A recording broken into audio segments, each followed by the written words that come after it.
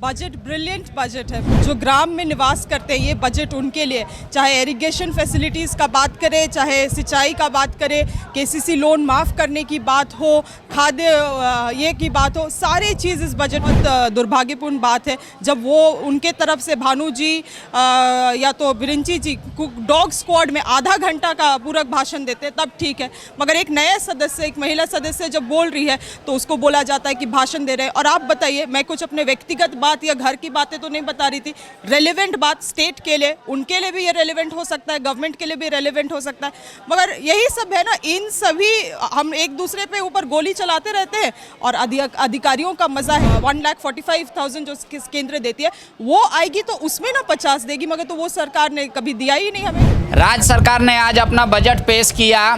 सत्ता पक्ष हर बात की भांति इस बार भी कह रहा है ब्रिलियंट है बजट, विपक्ष कह रहा है बजट में कुछ नहीं है। हमारे साथ सत्ता पक्ष की हैं शिल्पी नेहा तिर्की जी। कैसा रहा बजट आपकी नज़र? बजट ब्रिलियंट बजट है। मुझे लगता है जो 75% जो लोग हैं जो ग्राम में निवास करते हैं ये बजट उनके लिए, चाहे इरिगेशन फैसिलिटीज़ का बात करें, चाहे सिंचाई का बात करें, केसीसी लोन माफ़ करने की बात हो, खाद्य ये की बात हो, सारी चीज़ इस बजट में। विशेष तौर से आंगनबाड़ी सेविकाओं के जो मानदेय में बढ़ोतरी हुई है, साथ ही साथ 800 नए जो आंगनबाड़ी सेंटर्स खोलना है, मुझे लगता है all in all the best budget. पिछले साल आप लोगों ने 1 किलो दाल का वादा किया था, अभी तक किसी के थाली में हम दाल नहीं देखे, टेंडर भी नहीं कर पाई सरकार। आपने पिछले साल अपने बजट में कहा था कि प्रधानमंत्री आवास में हम एक ऐड ऑन करेंगे 50,000 रुपया, अभी तक नहीं मिल पाया।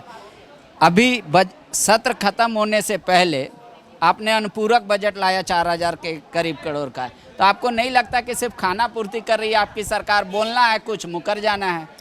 मैं इस सवाल का जवाब देती हूँ पांडे जी। आपने जो कहा कि हम लोगों ने अनुपूरक बजट लाया है, अनुपूरक बजट क्यों नहीं ज़रूरत पड़ेगा? आज जो बजट का पेशकश हुआ है, क्यों आपको लगता है कल गवर्नमेंट के खाता में आ जाएगी? 3-4 महीना लगता है चीज़ों को प्रोसेस करने के लिए, तब तक स्टेट क्या पैसा से चलेगा? उसके लिए आपका अनुपूरक बजट आया है। और रही आपकी बात की दाल नहीं मिल रही है, नहीं मिल रहा है, 50,000 रुपया जो पार्ट स्टेट गवर्नमेंट को अपने तरफ से देना था, अपने तरफ से तब देगी जब केंद्र सरकार बजट देगी ना। अपने तरफ से तो केंद्र का जो परसेंटेज था उसको तो कुछ दिया ही नहीं, तो अब 50,000 का हम दे के आप 50,000 में घर बना पाइएगा आज के महंगाई के ज़माने में? नहीं, तो अब तो 3 कमरे वाले घर का बात था ना। 1 साल बजट पेश किए हुए हो गया। अगर सरकार कही कि 1 साल में हम दाल दे देंगे 1 किलो, वो नहीं मिला।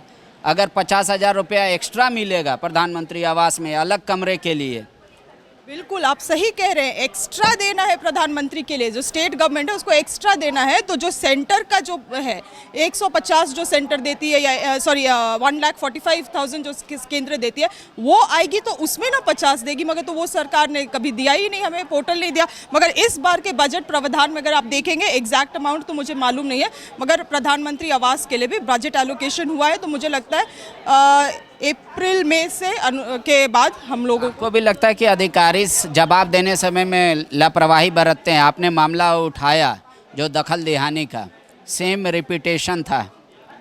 बिल्कुल बिल्कुल, मैं तो इसमें बहुत सारी चीज़ों को सामने लाना चाहती थी, मगर जिस तरह से आसन पे ही विपक्ष सवाल उठाने लग गए, ये भी बहुत दुर्भाग्यपूर्ण बात है। जब वो उनके तरफ से भानु जी या तो बिरंची जी डॉग स्क्वाड में आधा घंटा का पूरक भाषण देते हैं तब ठीक है, मगर एक नए सदस्य, एक महिला सदस्य जब बोल रही है तो उसको बोला जाता है कि भाषण दे रहे हैं। और आप बताइए, मैं कुछ अपने व्यक्तिगत बात या घर की बातें तो नहीं बता रही थी, रेलेवेंट बात स्टेट के लिए, उनके लिए भी ये रेलेवेंट हो सकता है, गवर्नमेंट लिए भी रेलेवेंट हो सकता है, मगर यही सब है ना। इन सभी हम एक दूसरे पे ऊपर गोली चलाते रहते हैं और अधिकारियों का मजा है। अंचल अधिकारी के ऊपर बार बार जब है SAR कोर्ट हुई या सरकार हुआ आदेश जारी करता है तो क्यों नहीं उसका ये हो रहा है, पालन हो रहा है? और पालन नहीं हो रहा है तो रिपोर्ट मंगाया जाए, नया रिपोर्ट मंगाया जाए। मुझे जो जवाब मिला है 2021 में, जो ऑनरेबल MLA को जो जवाब मिला था, वही जवाब मुझे भी दे दिया गया। ये सब दुर्भाग्यपूर्ण बात है और विपक्ष को समझना चाहिए कि हम सरकार को नहीं या उनको नहीं घेर रहे हैं, कुछ मुद्दों में हम अधिकारियों को घेर रहे हैं। इसी तरह से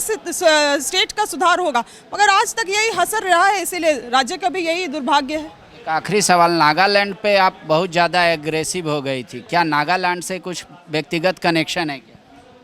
व्यक्तिगत कनेक्शन है, पूरे भारत के लोगों से व्यक्तिगत कनेक्शन, और खास के आदिवासी जनजाति लोगों से।